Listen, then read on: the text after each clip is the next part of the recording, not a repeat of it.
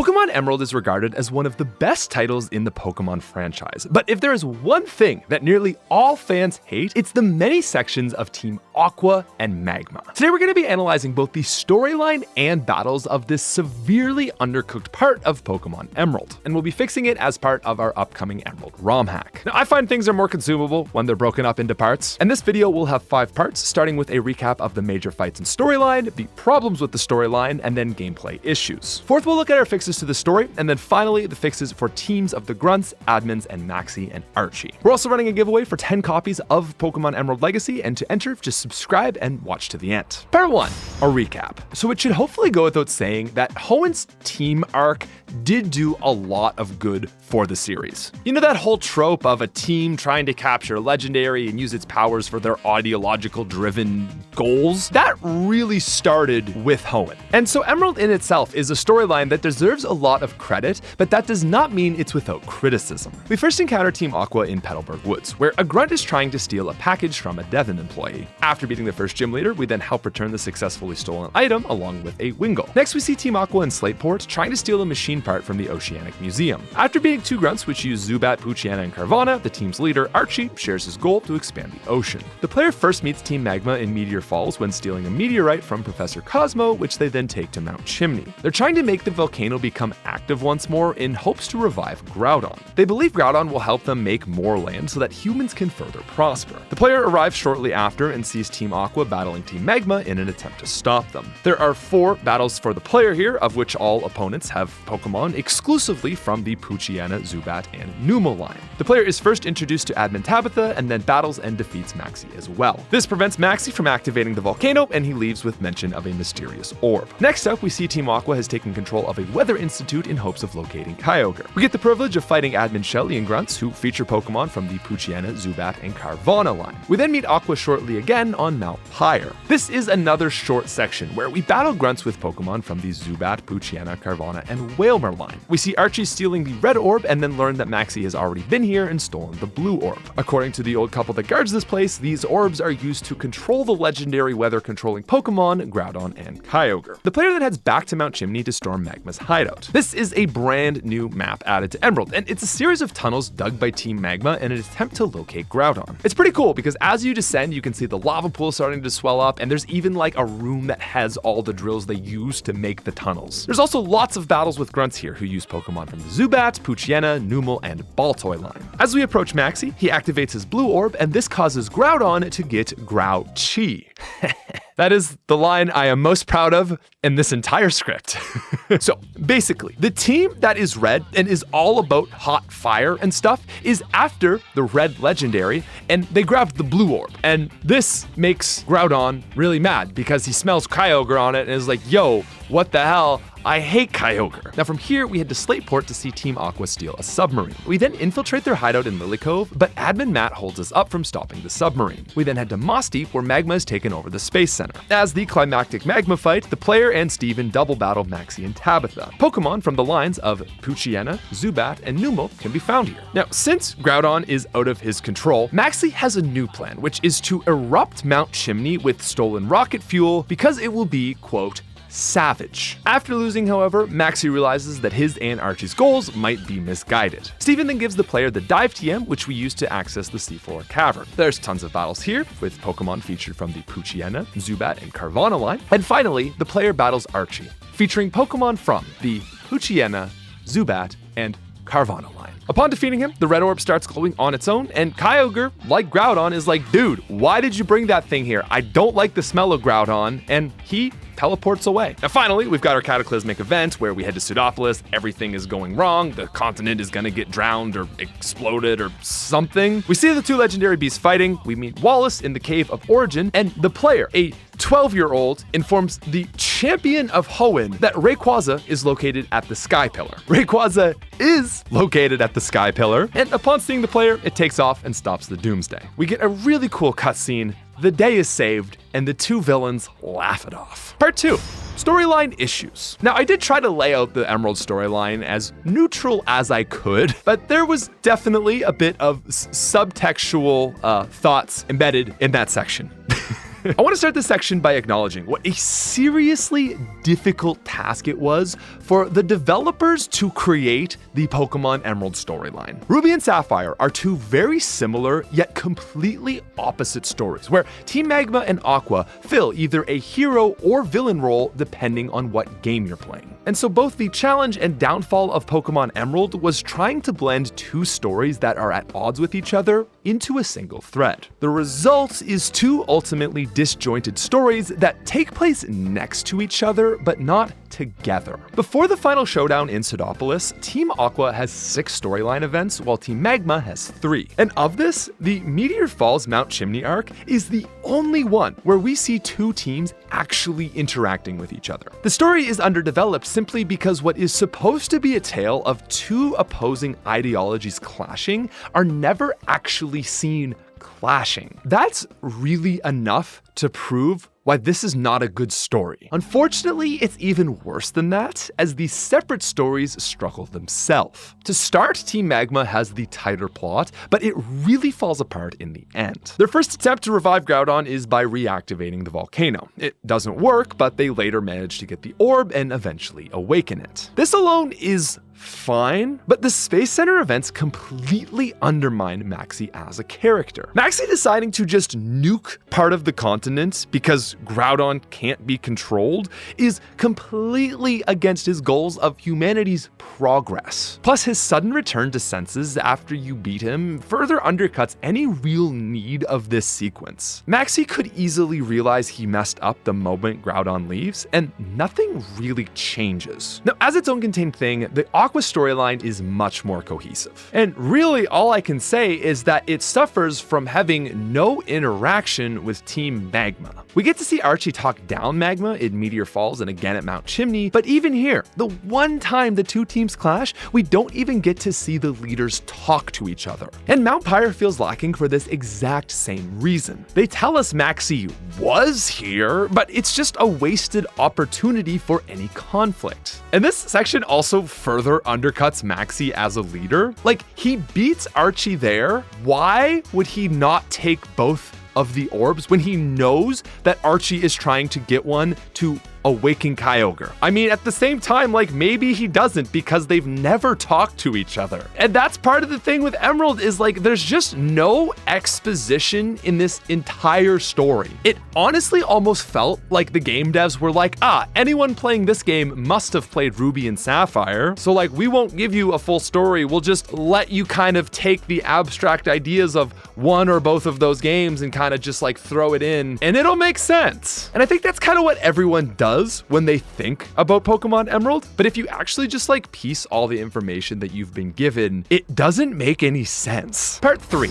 Gameplay issues. Now, storyline only makes part of the experience, but unfortunately, it's the battles that weigh this section down even more. I think in a nutshell, the story feels considerably bloated because the fights are just uninteresting. And the most glaring issue is the sheer redundancy of Pokemon. Now, you may have already noticed, but Team Magma and Aqua share use of the Zubat and Poochyena line. This leaves Team Aqua's exclusive Pokemon to be Carvanha, Sharpedo, and a single Wailmer, while Magma gets a couple Baltoys, Numel, and Camerupt. To make matters worse, the devs limited the appearance of final evolutions to mostly admins and leaders, so it's pretty common, like even at the very end of the game, to be fighting first stage Pokemon. I am talking like your Blaziken up against level 36 Poochyenas in Seafloor Cavern. And my understanding of why this is done is so that, like, the Archie fight then feels more intimidating when he throws out Mightyena. Maybe not the best example because Mightyena is, like, by definition intimidating, but, like, you know what I mean. Zubats, Carvanhas, it's just all awful. But I think the worst part of all of this is that because the teams have so many overlapping Pokemon, the admin and leaders fights don't actually feel different from one another. Like, take this Tabitha team right here. I'm actually just kidding. This is admin Matt's team in Aqua Hideout. Or how about we take a look at Maxie's Magma Hideout team? Nope, this is actually admin Tabitha's team in the Space Center. And oh, gee, wow, that sure is different to Maxie's Space Center team. That will make for an interesting double battle. battle? Hey, wait a second, why do Maxie and Archie have the exact same team except for one Pokemon? And that there's actually only one Team Aqua member in the entire game that even has access to a water move? In terms of cooking, if Game Freak was trying to do something here, they didn't even turn the burner on. And so while the story isn't good, it's really this that makes that like mid-game section of the teams just so dreaded by so many players. Fortunately, with the power of 20 years of retrospect, ladies and gentlemen, we can fix all of this. Part 4. Storyline changes. The center of this conflict revolves around the leaders fighting over which legendary should be awakened and can do more good, while knowing that if both are awakened, they will cause destruction. So, to make this conflict really work as one cohesive thread, there are 3 things we need to establish. 1. The clear motives of the teams dictated by their leader. 2. The choices the leaders make and the impact those choices have on the world. And 3.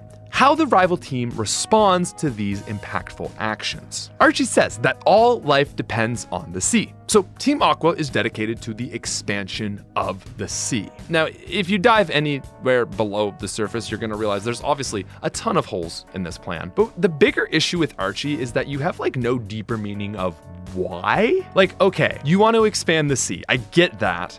But like, do you want to help people? Do you want to help Pokemon? He literally doesn't say. So we're going to first expand upon Archie's museum dialogue. Here, Archie will actually talk about a Pokemon that long ago saved people from droughts. And Archie will say like he wants to save people. He actually has like a motive. Maxie more clearly claims that Team Magma is dedicated to the expansion of landmass for further advancement of humankind and Pokemon. Thank you, Maxie, for at least being clear. I know your actions don't actually line up with this, but we're gonna fix that. With our changes on Mount Chimney, Maxie will explain that he seeks to awaken a Pokemon to help those suffering from floods. Now, as we noted before, Mount Chimney is the last time until Kyogre awakens, where we see the 2 teams even like beside each other. This decreases the tension of the plot because we don't get to see the motives of the 2 leaders juxtaposed to each other. The story simply needs another direct conflict, and Mount Pyre is the perfect opportunity. In our changes, we're going to make Mount Pyre a sort of Mount Chimney 2.0. It's once more going to be Aqua and Magma Grunts battling each other.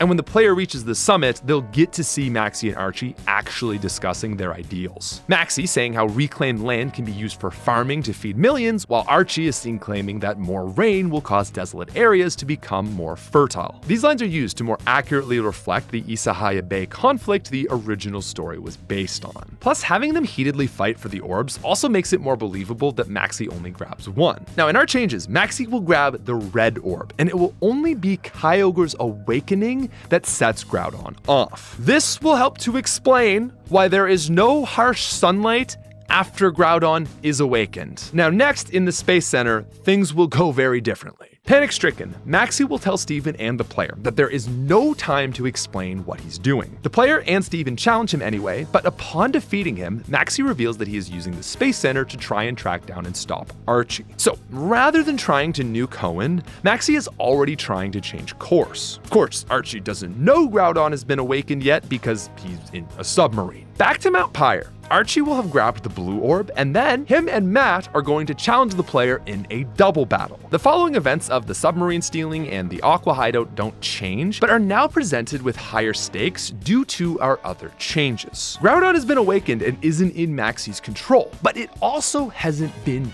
angered yet. And so since we know that it's the awakening of Kyogre which will set it off, the race to stop Archie now has a higher element of tension. After the final Archie fight in Seafloor Cavern, Kyogre will once again awaken on its own and the storm will start. Archie will realize something is wrong as Maxie enters the scene and tells Archie with Kyogre and Groudon awakened, their ancient feud will tear the world apart. Now from here, we once again head to Pseudopolis and speak with Wallace in the Cave of Origin. Wallace will talk about Groudon and Kyogre being carved into the walls of the cave. He'll also mention a Dragon Lord which was said to stop their feuding centuries ago. This time though, rather than asking the player where Rayquaza might be found, Wallace reveals that his studies have shown it to be related to Skypillar. Since in our hack, he's the Pseudopolis gym leader, he's been living here and studying it for years and, it actually makes sense that he's figured out how to open the door. They reach and climb the Skypillar, Wallace heads back to help the people of Pseudopolis, the player meets Rayquaza, and we return as the legendary cutscene rolls. Now, in the base game, there's there's not really anything after this. The cutscene is cool, but considering they almost just ended the world, I always found this ending to wrap up a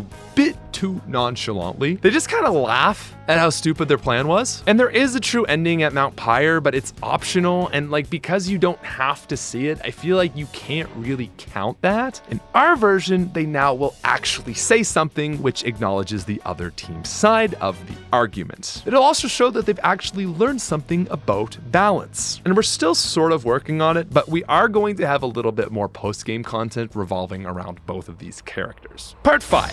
Fixing gameplay. Now, of course, we can do all the storyline fixes we want, but nothing is going to make double-kicking level 36 Poochyena's fun. So finally, I'm going to show you our fixes to the teams.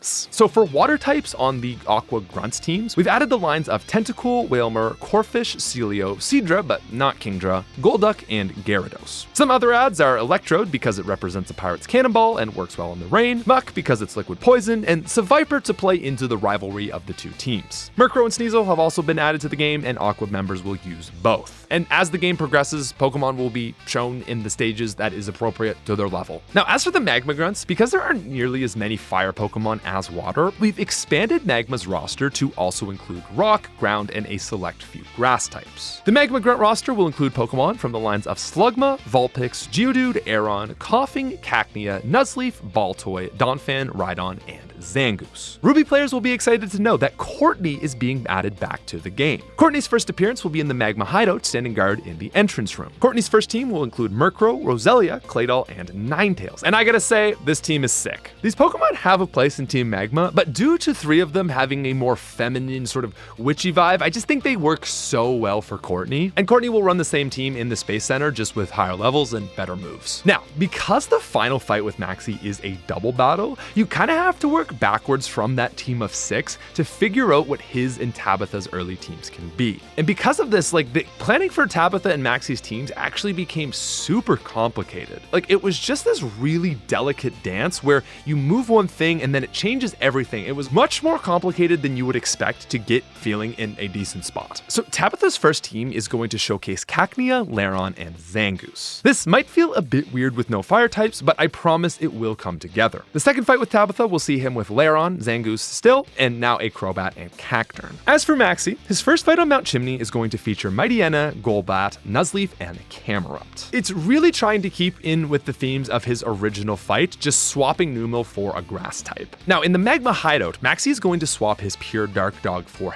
Houndoom, which I can say was the biggest missed opportunity for this leader. Houndoom fits perfectly and is an absolute monster, which can lead the team to set the sun. Out next is Shiftry, which with its chlorophyll ability will have its speed doubled in the sun. Aggron is out third. Fourth out is his ever trusty Crobat with Giga Drain. You gotta get that extra Swampert coverage wherever you can take it. And finally, of course, his last Pokemon will be Camerupt. Now, because Maxie's final battle is a double that splits his team roster with Tabitha, it doesn't quite feel like a true send-off for Maxie and his team. We wanted to change it so that you get a double battles format while still feeling like you're primarily battling Maxie. So Maxie will lead Houndoom while Tabitha sends out Crobat, a Pokemon that overlapped on their previous teams. Maxie's second mon out is Shiftry while Tabitha's is Aggron, which together makes up Maxie's first 4 Pokemon. By overlapping rosters between Maxie and Tabitha, this helps to keep the fight feeling as Maxie-coded as possible, while the final Zangoose that Tabitha sends out will then help to balance this by upholding Tabitha's own flair. Maxie's last Pokemon is Camerupt, who has now been equipped with the double-hitting move Heat Wave. All said and done, these fights are now very difficult, and I gotta say, were probably the most fun I had in my first playthrough. Now, as for Team Aqua, we wanted to give the admins their own unique identities. And it just so happens that there's 2 water Pokemon that were never used in Base Emerald and work perfect. So Shelly's first fight at the Weather Institute will feature Mightyena, Seviper, and Gorbis. We'll see Matt in the Aqua Hideout running Crawdon, Electrode, Machamp, and Huntail. This team will stay the same in the Seafloor Cavern, but Shelly has a double battle. And basically how we're going to handle this one is we're going to swap her Mightyena over to the Grunt that she double battles you with, and we're going to add Castform in because she's at the Weather Institute, and we just thought it would be cool for one Aqua member to use Castform. Now don't forget, Archie and Matt now have a double battle on Mount Pyre. higher. In this fight, Matt is going to bring his Electrode, Crawdaunt, and Huntail, while Maxie is bringing Wailord, Crobat, and Sharpedo. As for Archie's final fight, the goal was to create a Rain Dance team that still feels true to Archie's original fight. I will note that playtesters have said this is one of their favorite fights in the game. Archie is going to lead Mightyena since Intimidate is so great, but now with Super Fang, it's in a position to actually threaten the player. And because Wallace is no longer the initial champion and doesn't have Wailord, we've given that to Archie. He'll also keep his Crobat since it does feel really part of his identity, but we've also thrown in Machamp as a new second Pokemon. It's an absolute monster, and of course, lastly, as always, he'll finish with his ever iconic Sharpedo. And so, ladies and gentlemen, those are your Gen 3 team fixes. If you want to enter the giveaway for one of 10 physical copies of Pokemon Emerald, all you have to do is first, please subscribe, hit that button. We love to see the number go up. And second, comment down below your thoughts. What do you think of our changes, or what do you think of the teams, or what do you think we should do for the post game? Thank you guys so much as always for making it to the end. And gang, I see you, and I'll see you later. Peace.